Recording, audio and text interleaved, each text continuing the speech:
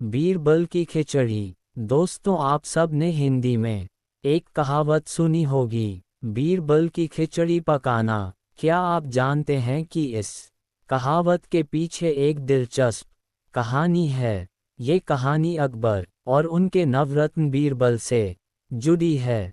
इसी कहानी के आधार पर प्रसिद्ध कहावत बीरबल की खिचड़ी पकाना का उपयोग शुरू होता आया है।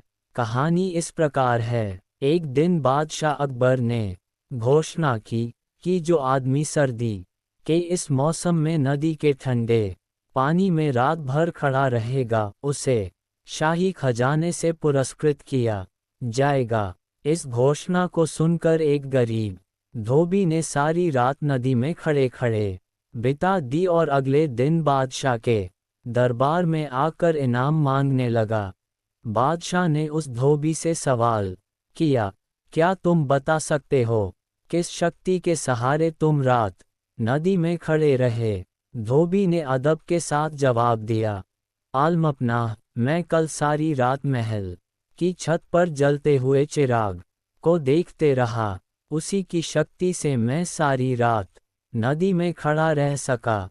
बादशाह ने उसका जवाब सुनकर कहा, इसका मतलब तो ये हुआ कि महल की रोशनी की आंच की गर्मी के कारण तुम सारी रात पानी में खड़े रह सके, इसलिए तुम इनाम के सच्चे हकदार नहीं हो सकते।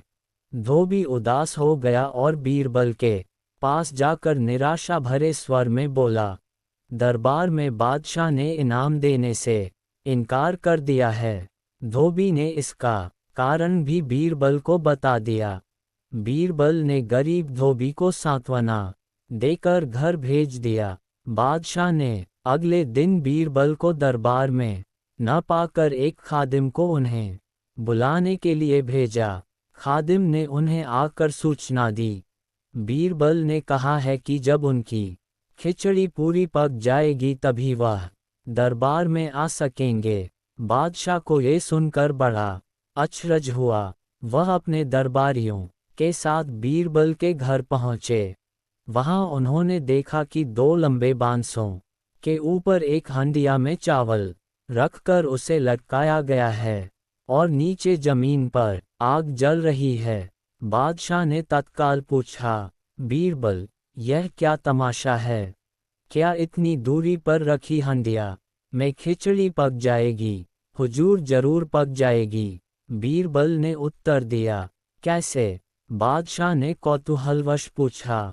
जहांपनाह, बिल्कुल वैसे ही जैसे महल के ऊपर जल रहे दिए की गर्मी के कारण धोबी सारी रात नदी के पानी में खड़ा रहा। बीरबल ने कहा। बादशाह अकबर बीरबल का ये तर्कसंगत उत्तर सुनकर लज्जित हुए। उन्होंने तुरंत धोबी को ढूंढ लाने और पुरस्कृत करने का आदेश जारी कर दिया। जब लोगों को ये बात पता चली, तभी से बीरबल की खिचड़ी एक कहावत के रूप में प्रचलित हो गई, जिसका सीधा सा अर्थ ये है कि किसी आसान काम को बहुत मुश्किल बताना या फिर किसी छोटे से काम को करने में बहुत अधिक समय लगा देना।